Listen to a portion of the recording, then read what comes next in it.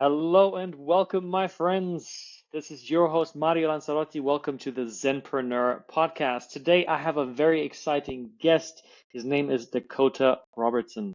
He went from growing up in a motorhome, broke college dropout, to growing one of the largest social media ghostwriting businesses. So make sure you have something to write and take notes because this conversation will be packed with value.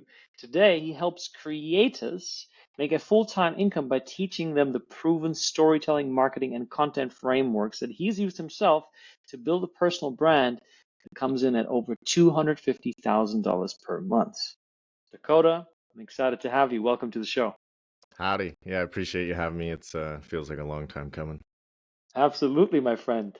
Now, I like to ask guests different kind of questions to start off, in terms of what do you do, but with you, I think it's quite obvious. With you, I want to start a little bit differently. And I want to get to know your story a bit better because from motorhome to making over 250K per month and becoming one of the best brands in the world for ghostwriting is quite a journey. So tell us a little bit about that. What happened? How did you get here? Yeah, so I guess rewinding back 25 years, my mom, she had me, and I had an older brother. He's 3 years older, but he was born with cystic fibrosis, which is a very severe lung condition. So she wasn't able to handle him, and my grandparents took him. So when she had me, she wasn't going to let the same thing happen, so she held on to me. And she gave my father a choice. So continue smoking crack because he was, dabbling in that, Well, or you could help raise your son. And he's really in the weeds with the addiction, and he grew up without a father, so he was really scared. So he dipped out, and yeah, so it was just me and my mom for a while, and I was a complete mama's boy because I hmm, didn't have a dad around, so naturally I just was attached to my mom. And because of that, I took on a lot of feminine traits, I would say. So I was, very shy, wasn't very extroverted, and very timid. And yeah, it wasn't great. Like later on, it really affected me later on, which I'll go into. But my mom eventually found her boyfriend, I think around when I was 4, and he was a drug dealer. Um, but we had a family of 3, so a little dysfunctional family of 3, and we didn't have much. My mom was working all the time as a waitress. She worked 2 jobs, and yeah, we kind of struggled to get by, but we got by. It wasn't anything too bad, and yeah, eventually we were living in a motorhome for a bit. And we were traveling around different places, and we lived in a motel for a bit and all over. But eventually we were able to rent a house and kind of live a lot better. But yeah, growing up I was super shy, and that affected me in different ways. Like I got made fun of. I didn't really stand up for myself. Eventually started eating a lot and got chubby. And I remember one guy, I was at recess, and I don't know, he just came up to me and called me a chubby chunker. And I I never forgot that. I was so humiliated just being called a chubby chunker. I was just so I didn't like it. I didn't like myself growing up, and I only had a few friends, and I know just it just wasn't good. And there came a point, I think it was like grade 6 or something, when I was in math class and the teacher was teaching, and there was a pause, and one of the kids in the back was talking, like whispering something to somebody. But when the teacher paused, you could hear what he was whispering, and he said, "Dakota, that fat kid." Everybody heard it. The teacher, everyone in the class heard it, and it was so humiliating just hearing that. Just hearing what people thought of me, even when they think, even when I think they're not listening. And that was kind of like the breaking point for me. That's where I was like, I just didn't like myself. I was really shy, very timid, and I knew I had to make a change. It was kind of like maximum pain point. So I forget how it came about, but my mom's boyfriend and I, we started going to YMCA boot camp classes before school. So we'd wake up at 5 a.m. and this is when I was like grade 6, and just like 6'4" jack dude named Jeff. He would yell at us while we were working the TRX bands. I was sweating my ass off, but I absolutely loved it because at the end of every workout, I felt like I was moving away from my old identity and moving towards something greater. And there's even times I ran to the bathroom to throw up because I was working out so hard. But I still loved it. And eventually, after a few months, I saw changes in my body. I remember looking in the mirror I saw like a little bit of a taper in my waist. I was like, whoa, this is crazy. I was staring at myself for 20 minutes. And I just became addicted. I loved it. I loved seeing the progress. And I realized that was a big lesson for me, was you put in consistent effort, hard ass work in the right direction. And over time, Yeah. you see results. Even if it isn't crazy results, it's still results. But you get that dopamine going and you become hooked. So that's something I've applied to all areas of my life. But yeah, I eventually got jacked. I still felt anxious inside, socially anxious. Felt like I was going to be found out at any moment. And even if Mm. I was known as the jack kid in high school, I was on the football team, I was popular, but I just still didn't feel like that guy. I still had that narrative playing in my head from all those years as a kid. You're not good enough. You're not Yeah. worthy. You're this, you're that, you're a loser. And it took a lot of work to overcome the mental side. Like the physical side's fairly straightforward. Mental side, how do you even approach that? So I read a Mm. lot of self-help books. I put myself in uncomfortable situations. I really like took those baby steps to try to get out of that social zone. So I would start small talk with cashiers. I would try to talk to strangers, try to get girls' numbers, randomly approach them, all that. And I stack these wins where I was able to look like, oh, okay, you've done these experiences and you are someone that's confident. I started changing the narrative. I started flipping the script on the narrative saying I was anxious. So I Yeah. would kind of look at it like, is that true? I was like, no, okay, well, I've done X, Y, and Z in the past. Would a socially anxious person do that? No. So it was kind of separating the feeling from my identity, which was huge. And yeah, so like I say around the age of 22, I kind of got over that and really started to find my stride, my confidence. And Mm. that was kind of around the age I found Twitter and the whole money Twitter scene and all of that. But that's kind of like the personal journey I went through, and there's a ton more, but I don't want to ramble forever. Mm. Mm. Thank you for your vulnerability and for your authenticity and opening up in this way. I'm curious, you mentioned that growing up in such a traumatic way where you've had drugs and abuse around you, at home and at school, and noticing that you weren't really happy with how you were looking physically and you got made fun of. And I definitely resonate with that in many ways. And that leading you to sort of becoming obsessed with developing that physique, that fitness, that strength. Now, what did it do for you in terms of business? Mm. How did that then lead into, you started talking about money Twitter and, obviously you are a writer, and I'm curious what that sense of trauma propelled you to do in business. Yeah, I kind of put a chip on my shoulder. I like it. It's kind of weird, but I really like that people made fun of me. I like that people doubted me. I like that I Mm, had something to prove because I felt like it gave me that edge. In the yeah, gym, I use people's negativity, like, because that's what it kind of is. It's energy, right? So I use that. It's like you can be a victim, or you could just use that as fuel and get your ass to work. So the big thing with working out was I just developed this mindset. You do something in the right direction long enough and you see results. And it was the right. same thing with business. It's like, okay, if I just do the right things that, smart people tell me to do, and I do it over a long enough time horizon, I'm going to see results.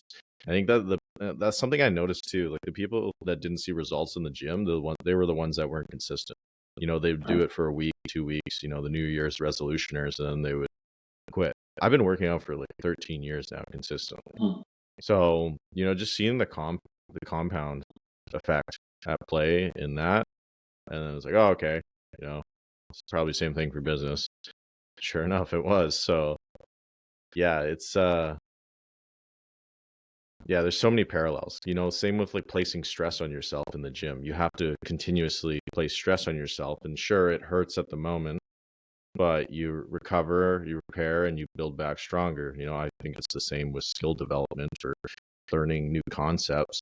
So there's multiple layers to the parallels of business and the gym that I've translated. But yeah, Mm. yeah, Tell me, so is there a dark side to that? To using sort of this, as you described, this pain that comes from other people, talking shit about you, or making fun of you, or using sort of this pain in business, the stress that you're talking about, and using that as fuel to drive you forward. Is there a dark side to that you've noticed? 100%.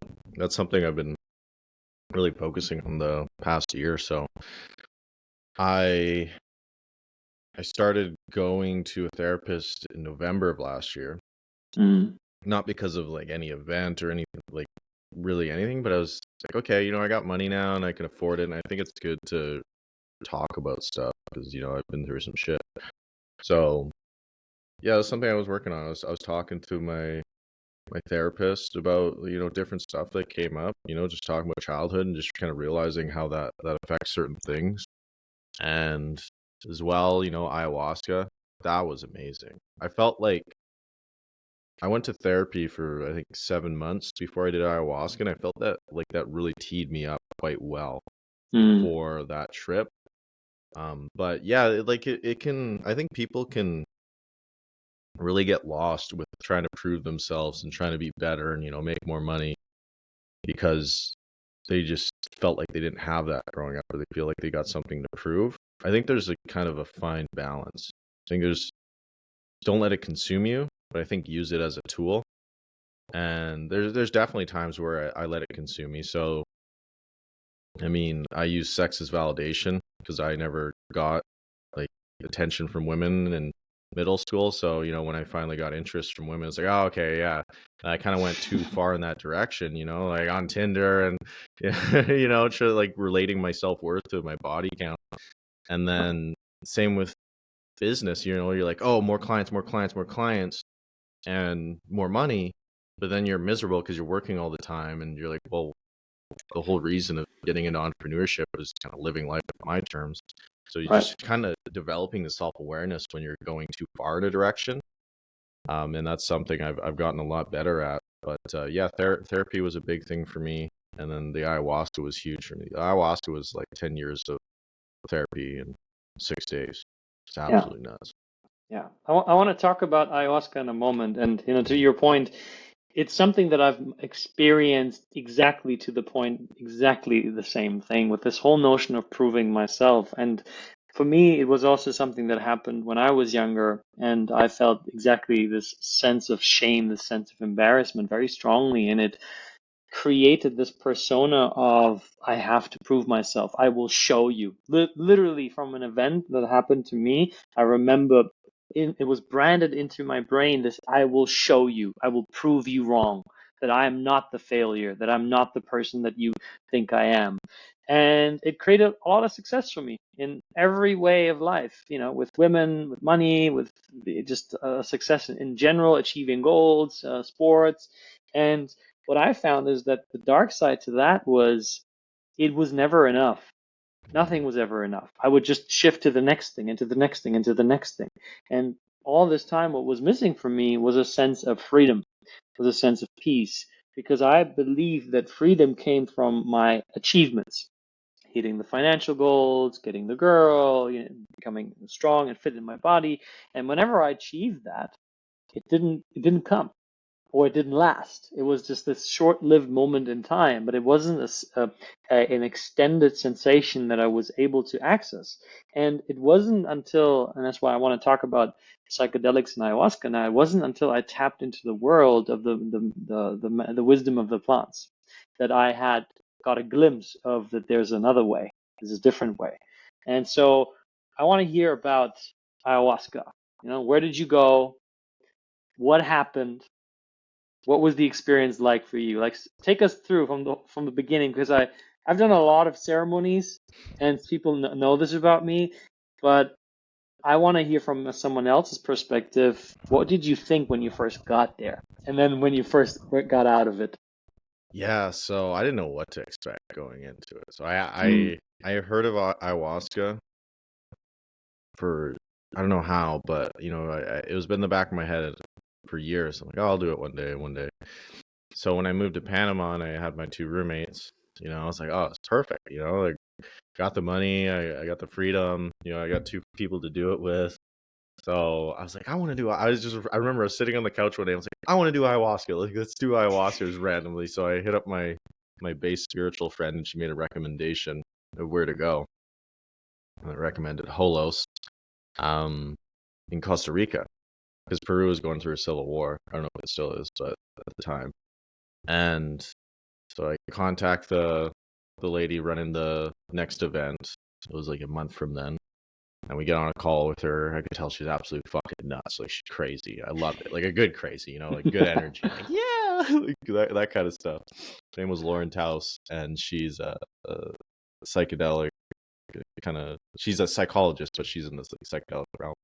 mm, So she was running it, and had a call with her. It's all good. So three of us go down to Costa Rica a month later. Oh, by the way, there's the dieta we had to follow. So no, like, no red meat, no protein powder, no sex, no caffeine, all that stuff.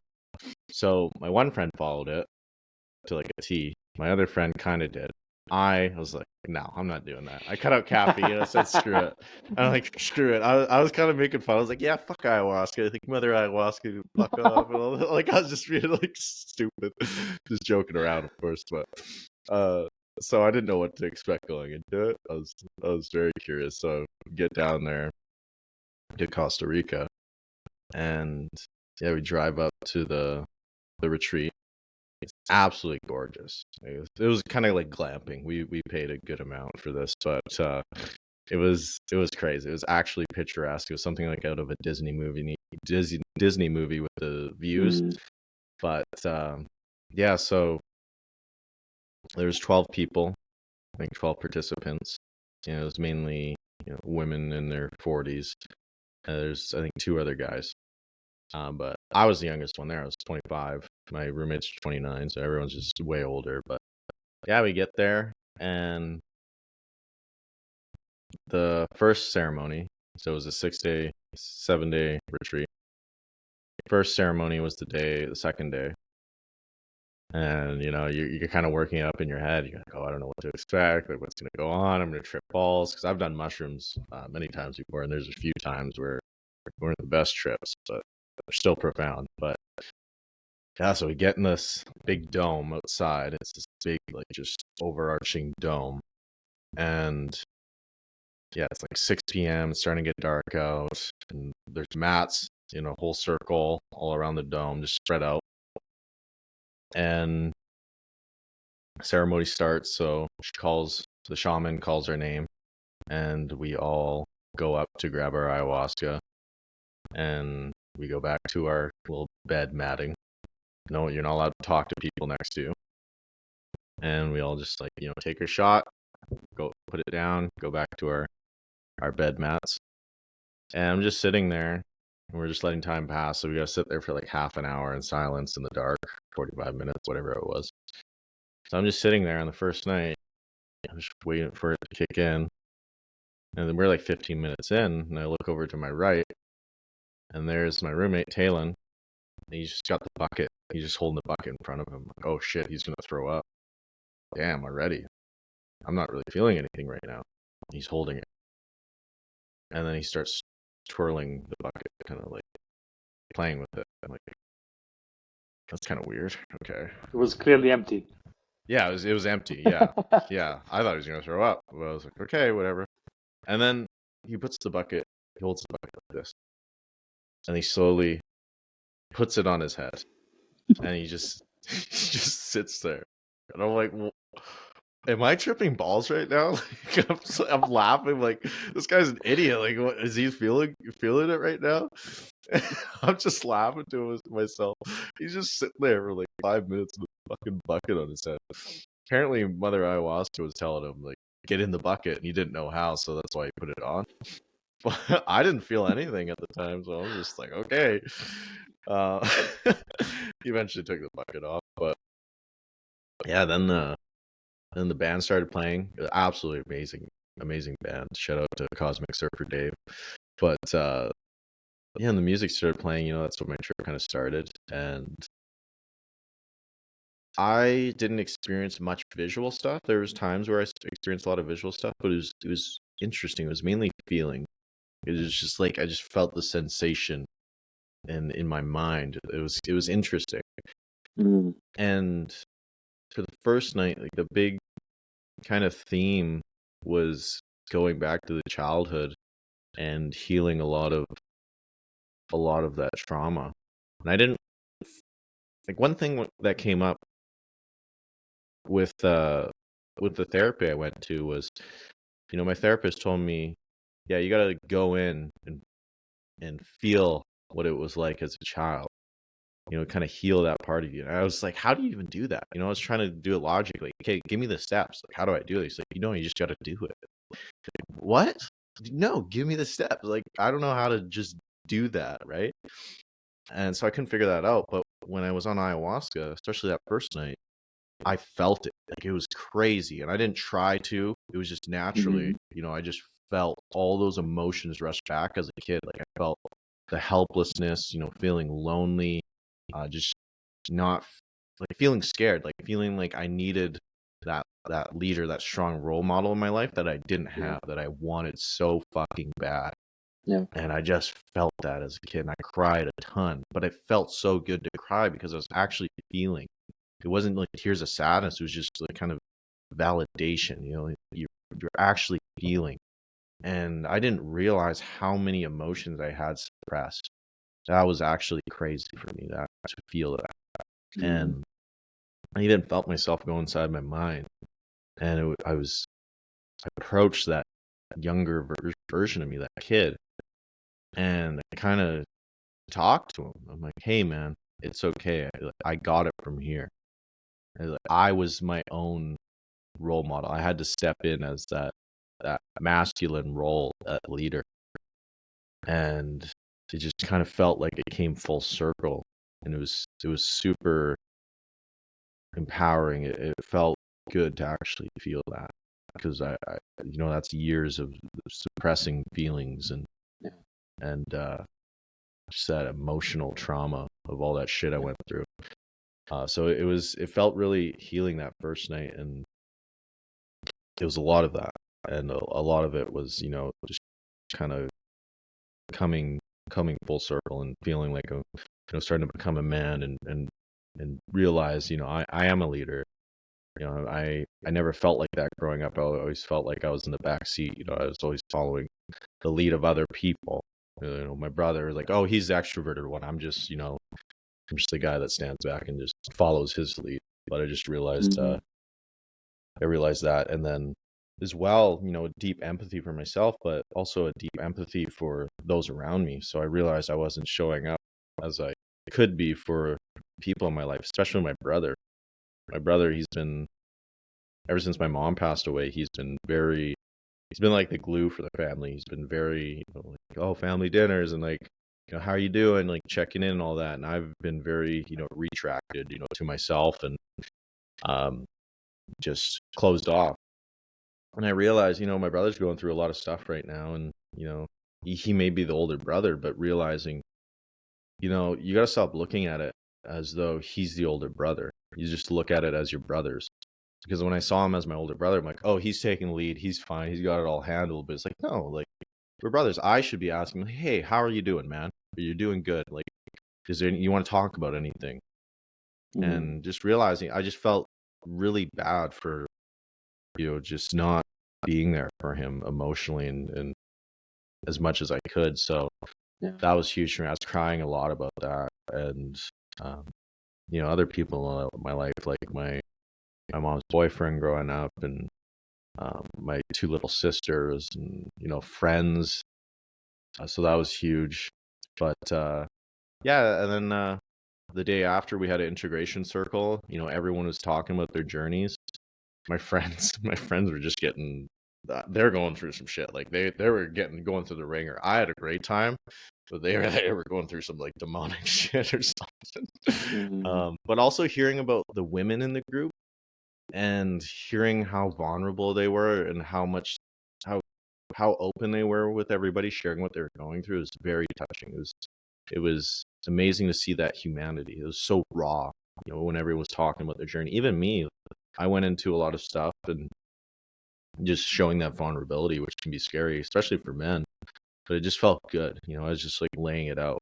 And I felt like that was as healing as the ayahuasca journey. It was really good. And yeah, I did the ceremony the day after as well. Then we had a break and then another ceremony the day after that. But those other ones, they were very powerful as well. It was kind of like stepping into the role of a leader even more. So the Yeah. phrase "lead with your heart" came up a lot, and what that means is, don't be afraid to be vulnerable, because a lot of men today, the macho man, if you're not perfect, you're a loser, Yeah. whatever the narrative is. Yeah. And it's just a lot of bullshit. I think it's okay to say, hey, I don't got it all figured out, or like I went through this, I've struggled with this. Not being a victim about it, being a little pussy, but saying, hey, it's okay to go through this, and Yeah. being just open with that. And what that does is gives people permission, like, oh, dude, yeah, like me too. Because everyone's on edge. They want to appear these like macho masculine figures. But when you go first and you actually, lead with your heart, you're vulnerable. You open that discussion up. You make people feel heard and seen, and it's very Yeah. powerful. Again, not Oh. being the victim, like not taking the struggles and just using that as an excuse, but actually like, no, I'm going through this, and this is what I'm doing to overcome that, and you can do it too. But yeah, those are some of the big things that came up. And then I called my brother and I called some friends and people in my life after, and I told them, what I went through, and I told them how I was sorry, I apologized, and I love them, because that's the hard part, is the integration, right? You can have all these experiences and visions or whatever, but if you don't act on them, then it's absolutely useless. So I made sure to, actually talk to those people, and yeah, just show up. And I'm super glad I did. My brother, he cried, and I told him about everything, and he was very appreciative of that. Yeah, it was a great experience. Mm. Beautiful. Oh, I love it. I feel touched by that because I resonate and relate so much because I've gone exactly through that as well. I see we have a lot of things in common. Hmm. And I love this notion that you're bringing forward of leading with your heart and also redefining masculinity of what it means to be a man and speaking into this perspective of leading with your heart doesn't mean that you're weak and you're playing the victim to your emotions. No, it means you're being real. You're acknowledging that, hey, I have a lot of doubt or anxiety or struggle. I'm not making a lot of money or whatever you have right now, and say, you know what? And I own that. And I think it's the ownership that comes with that. Because as men, so often we do not want to take ownership over our emotions, over the way we feel, which is what you described, right? You said you realized how much you had been suppressing. And I do this every week when I work with men, primarily with men, and I see this all the time. I see it, in the way that your body is, that you're not expressed. You're very like your tone of voice is very monotone. You're often men that struggle with procrastination or lack of focus. I can always bring it back to this. always there's something that I'm sitting on that I don't want to express because I'm afraid that if I bring it out there, people are going to judge me. And then they would be right. And I'm wondering, were you able to connect after you've now done more of this inner work, sort of connect what happens in your day to day when you're dealing with frustration, lack of ability to focus, and self-doubt, all these things, when that shows up, can you pinpoint it to sort of emotionally what's going on inside of you? Yeah, I feel like I'm a lot more present. I definitely got a lot more work to do with that because I can get caught up with, just get kind of frustrated with myself or like, I gotta switch tasks and like go to this to that. And yeah, it's something I've worked on quite a bit with my performance coach, Leon Castillo. Um, but yeah, like I think what really helped was getting clear on where I'm going and what I want to do. And also my identity, because if you shift your self-perception, then your habits and your actions are Mm, going to follow that. And then if you have a clear path to where you're going, like I think a lot of people, they don't know where they're going, right? So it's kind of like you're trying to get to a destination without a map. But when you have this right, vision for yourself and what you want out of life, then it's a lot easier. Okay, I got to take this action, and I should be doing this and that. And okay, if I'm not doing that, well, that's a kind of measurement of that you're off task. So yeah, that's been very useful in that sense. But yeah, I think something I'm still working on and realizing, what's the emotion behind this? Why am I, doing this bad habit? There's this is just a symptom of something larger, which is right, something I definitely can work right, on. great. Would you recommend to an entrepreneur to do psychedelics? Would you say that it's something for everybody to give it a try, to explore? Yeah, I think make sure, of course, that you're doing okay. Like if you have a mental illness or whatever you want to call it, maybe consult a doctor or professional. But honestly, yeah, I recommend psychedelics to pretty much everybody because one way the shaman put it that I really liked is we're all fish swimming in toxic waters. So we're trying to diagnose the fish, but it's the fucking waters that are messed up, man. Like you look at Yeah, society, it's kind of crazy what's being promoted and all this shit. So I find psychedelics are a good way to snap out of it and realize, whoa, it's kind of weird that we do that. Like why is that a thing? And you looking at your life, why do I do that? Well, why am I harming my body that way? Why do I mm, continue to consume this shit food? Why do I continue to do X, Y, and Z? So I really like psychedelics because you're an yeah, observer of your life and yeah, society and all of that. You just yeah, come back as a changed person. yeah, And there are times where you might go through some bad trips, but I think those are necessary. I think you get what you need when you do psychedelics. I remember when I was 16, I took 4 grams of mushrooms, 5 grams of mushrooms, and I heroic thought, dose. oh, dude, it was crazy. So my brother, he went full potato. He was just like repeating same words like on a loop and shit. And I thought he shit his pants. He told me he shit his pants at one point. I thought I was gonna have to clean that up. He didn't, thankfully. But basically, I got tripped out from that. So I went to back to my girlfriend's. I'm like, I'm not dealing with this. Like, I let his girlfriend deal with him. But then I started questioning, like, okay, he's screwed up. Am I screwed up? And I remember looking in the mirror. I was like, oh my god, I'm old. And I thought I lived my entire life, and I was in an old folks' home, and I had Alzheimer's. Scariest moment of my life.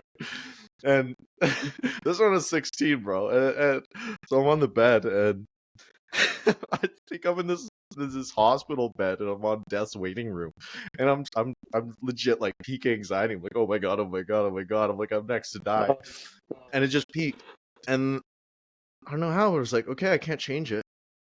I just accepted it. I embraced death. It was like ego death, legit ego death.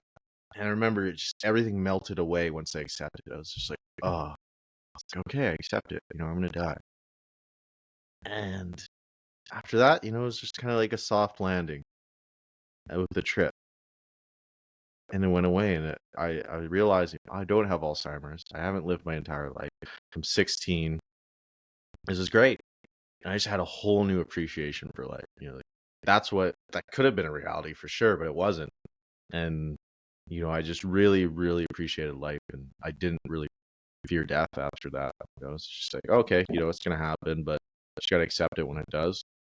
And it was one of the most profound experiences in my life, and it was all because I did way too much mushrooms and had a bad trip, but it ended up great. So yeah. So if you're going through a The bad trip, just remember, it might be a good lesson.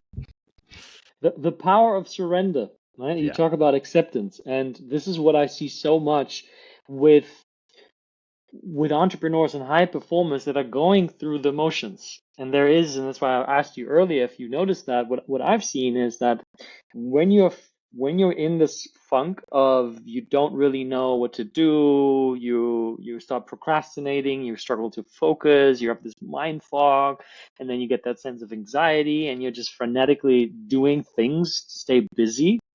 When you can actually accept that underneath there is an emotion, you don't even have to know exactly what it is, but you just have to surrender into it, which is you allow yourself to feel whatever there is. You start to shrink time. The time that it normally takes to neutralize that emotion might be a day, it might be a week, might be a month, depending on what it is. But if you can allow yourself to feel it fully, that's why breath work, for instance, is so powerful. And psychedelics, the reason why it's so powerful, what I've come to understand is that it bypasses the analytical mind, the one that goes, is this right now? Should I feel this way? Is this a waste of time? Is this convenient at this moment? And it just takes you right into that. And when you accept it and you surrender, you go through all of the motions of it, and you come out Mhm. way quicker on the other side with a bunch of wisdom that you can take with yourself. So I love that you talk about that notion of acceptance. And I want to ask you one more question, then I want to ask you a couple of questions about your business. Um, Mhm. you talked about the shaman that said it's not the problem that the fish is not the problem, it's the water, right? It's the environment. And he talked about certain trends in society that we're seeing today, and I certainly am right there with you. And I'm curious, what would you say are some of the biggest things that you're seeing that a lot of entrepreneurs are falling into, not realizing that that's actually harming them in a big way? Mhm. Well, I think one is porn. Like, I think a lot of people struggle with Mm, that. And, I think it's normalized in school and it's normalized in society. Porn is healthy, all of that stuff. I mean, you're literally watching pixels on a screen and, jerking it to it, and mm-hmm. you're frying your dopamine. Like, people are, you're just getting the stimulus and reward, and it's killing your motivation, your drive. Like, maybe Yeah. you're still driven, but, it could be so much more if you just cut that out. I think that's a really big one. I think it's a big problem. Another one is, working too much. I think it's there's a fine balance. I think hustle culture is like, neglect sleep and do X, Y, and Z and all of that. I think we're kind of getting out of that phase. I think the narrative's switching, but there's a lot of Yeah. people that still like, I gotta work for 16 hours, 18 hours a day or whatever, and just neglect sleep. And if you neglect your health, it's going to take a toll in every aspect of your life. Your mental health, your relationships, and your overall work performance. So you Yeah. might feel like, oh, I don't got time for the gym or XYZ. No, I gotta work. Like that hour at the gym is going to compound, and it's going to leak into every other aspect of your work performance. It's going to just boost everything. So Yeah. neglecting your health. Um, and I don't know if this definitely isn't exclusive to entrepreneurs and all that, but like chasing validation, and this could be in social media, or it could be sex or whatever, but looking for that external object or person to bring you happiness. And one book that I would recommend is Awareness by Anthony DeMello. That was a really Oh, big great eye book. opener for, yeah, man, just seeing how relationships work in your life and how you play a part in that. And that was an amazing book, so I would recommend that. But yeah, those are a few that come to mind. Mm, I'm right there with you, and I can attest, especially the porn habit, when I let go of that game changer. Mhm. And primarily in my relationship, it really took my relationship with my now wife to a whole nother level. And I have come to realize that having a partnership or relationship with another person is probably the biggest cheat code that you can have, because the amount of safety, structure, um, connection, and power that you gain from that, you can redirect into any area of your life. And so I really appreciate you talking about that. And, it's a perfect bridge, because you talk about validation being one of those things. Naturally, validation is also a part of your business, because you help other people become a lot more seen and respected on social media. So I want to talk about your business. You do copywriting, you do ghostwriting. From what I understand, you have trained other people to become ghostwriters, and now you sort of position them with businesses. Explain to us, how does the process work that you offer, and why is it so important to have it as a business owner?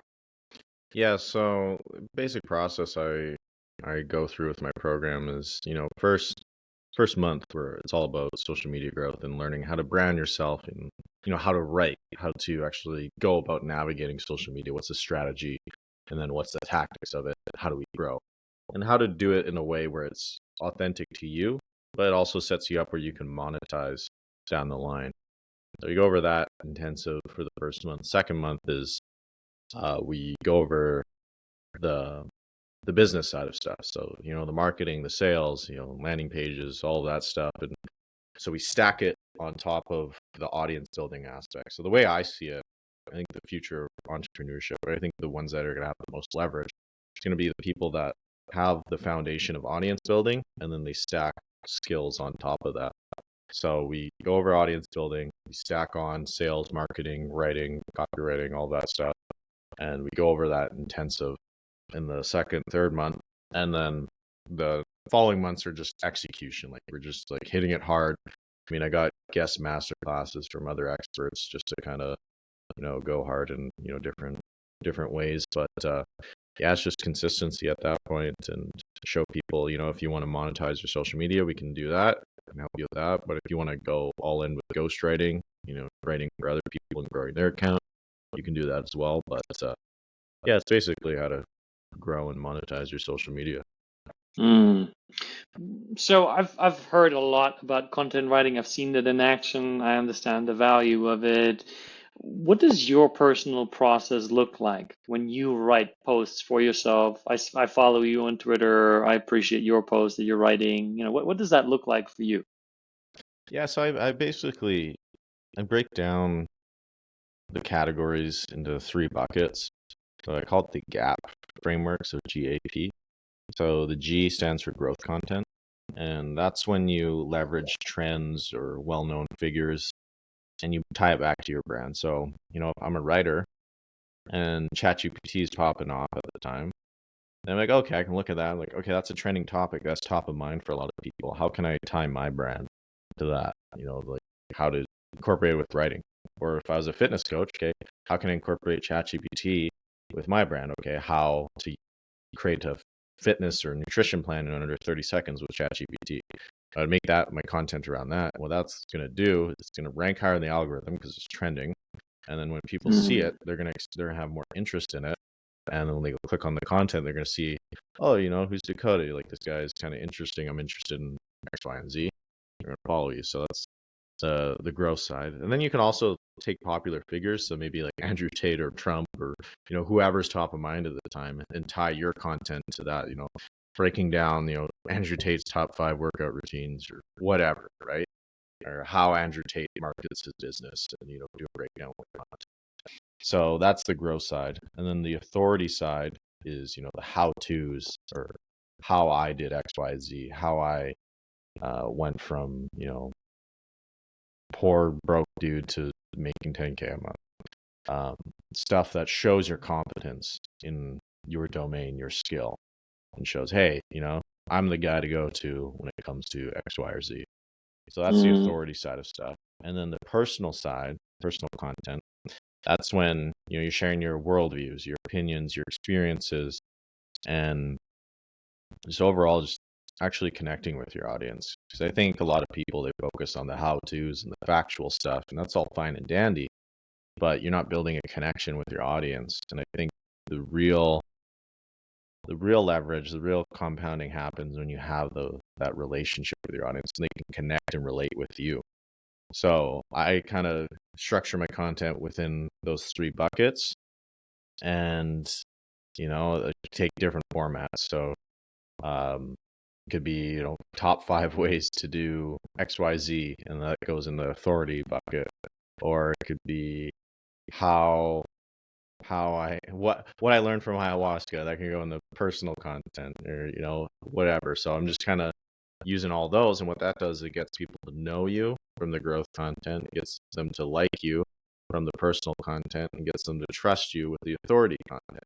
And it works all together, has a synergistic effect, and it compounds, and you got massive leverage. So that's kind of how I approach things. So I think it Mm. simplifies it.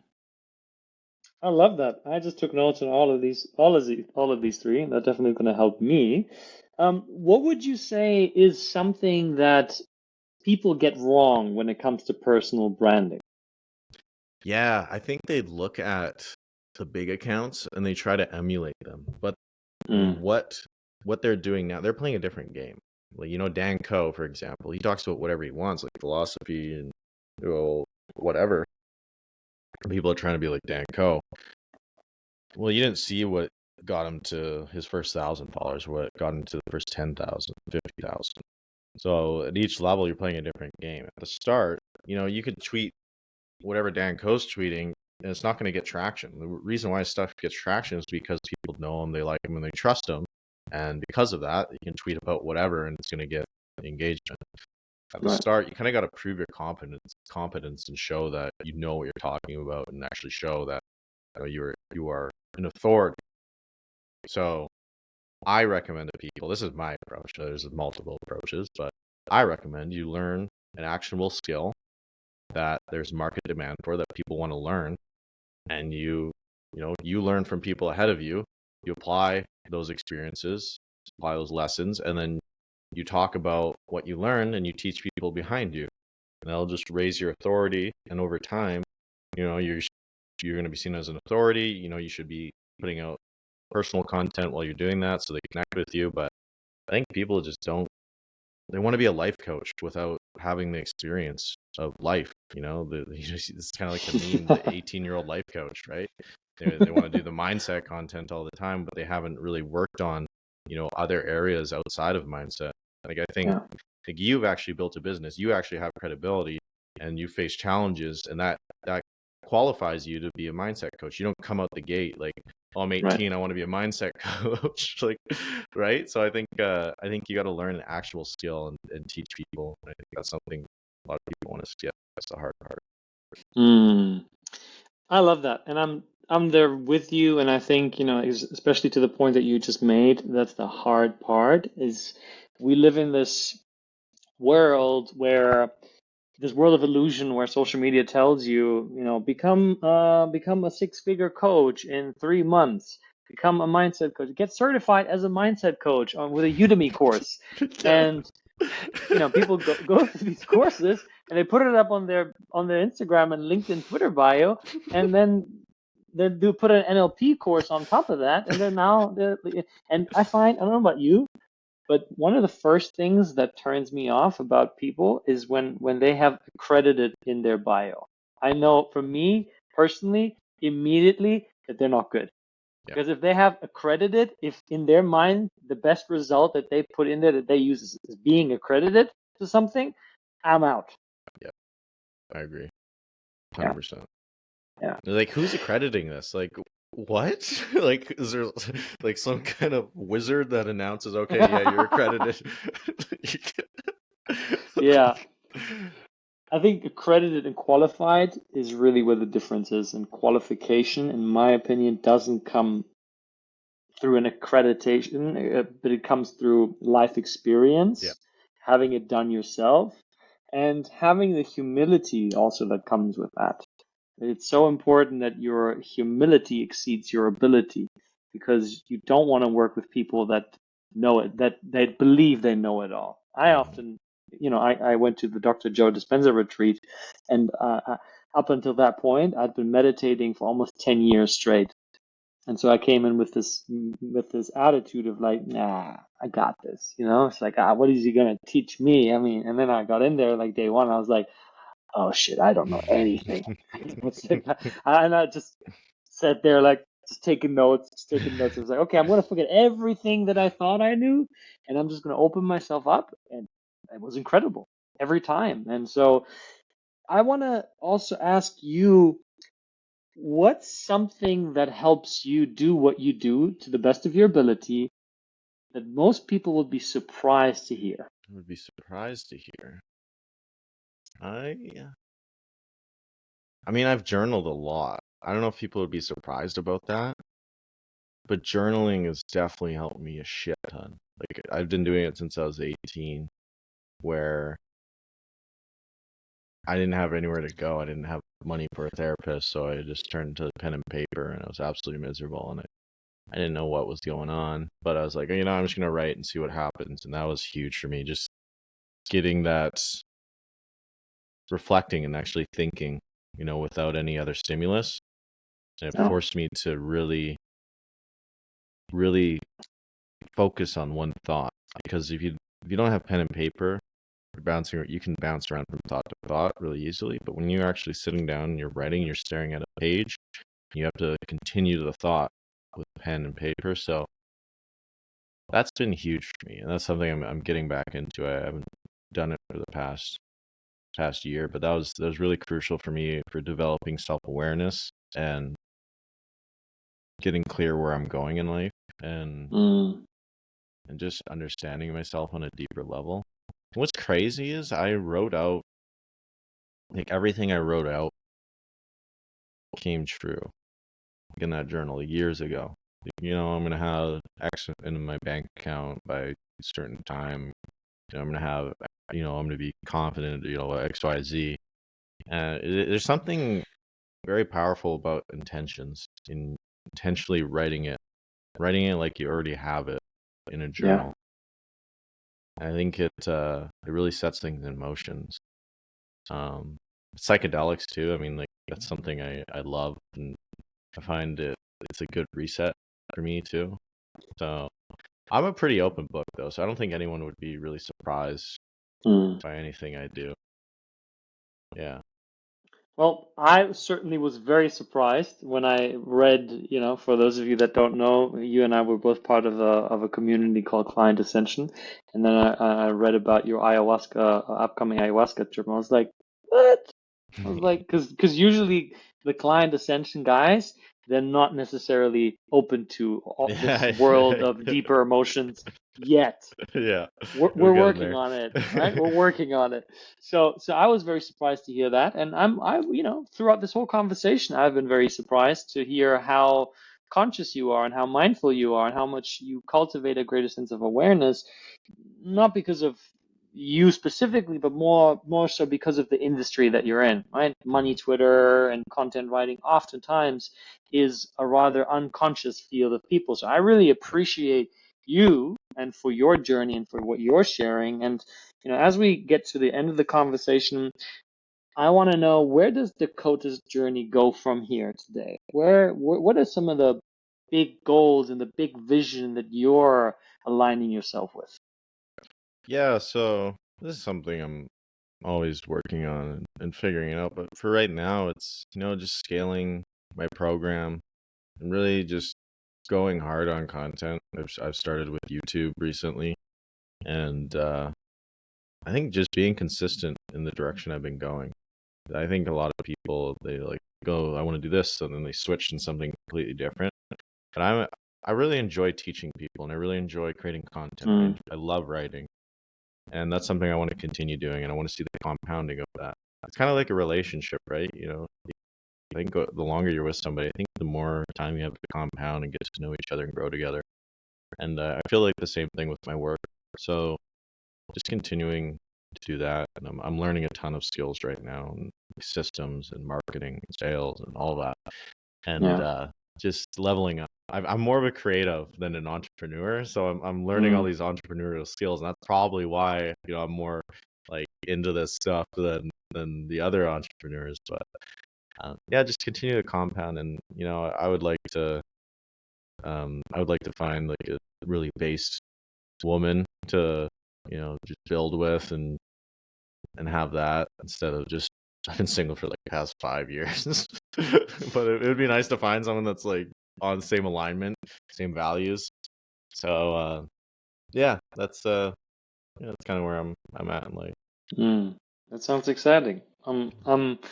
Shout out to all the ladies. Hey. Dakota is in the market. You heard him. You know what you're getting yourself into. I think he's a wonderful human being. So definitely look out for that. One more question that I have for you, and that is, if you could spend an hour of your time having lunch with any human being on Earth, dead or alive, it can't be a fictional person, it has to be a real Mm. person. Who would it be and why? God, there's too many. I think I think it sounds so, it's cliche, but Elon Musk, man, that guy's so interesting. The way his Mm. mind works and everything he's doing, I just think he's so interesting. So What would you probably ask him. him? I, I would really go into simulation theory. I would ask him a lot of questions, like because he thinks we live in a simulation, or he thinks it's more likely than not that we live in a simulation. I think it's so Right. crazy to me. So I would probably go deep into that with him. Anybody else that came to mind? I'm Yeah, curious. yeah, Matt Stone and Trey Parker. They're hilarious. I think the writers of South Park are some of the best writers in the world. Because they actually have a great sense of humor. They also have a respect for story and how to structure a story. Something I love because I'm not super professional. I'm very impersonal. Like I like to shit post memes and all that. But I also love stories and I love writing. So I think that would be fascinating. Um, Andrew Tate. I like Andrew Tate. I think he's got some interesting takes that I don't agree with, but Mm. he's got a lot of great ones I do agree with. So he would be a good one. And yeah, I think those figures would be cool. Great. Beautiful. Well, if anybody of you is connected to any of those people, let's make it happen. Let's get you that lunch. Hell yeah. Dakota, what's the best way for someone who wants to know more about you and what you offer to connect? Yeah, I got my hub, DakotaRobertson.net. .com was taken by another Canadian social media marketer. So F you, whoever did that. But yeah, DakotaRobertson.net. And Twitter is like my main hub. So at Wrongs to Right, WRITE. But yeah, those are the main places. Beautiful. I will be sure to add both of these into the show notes. Dakota, you have been an amazing guest. Thank you for being on the show, and I feel this wasn't the last conversation. Hell no. Yeah. Thank you, brother. I really appreciate it. It's a really fun, unique podcast too. Absolutely. And thank you for making this all possible and for being a loyal listener of the Zenpreneur podcast. And I look forward to seeing you on the next episode. Peace out.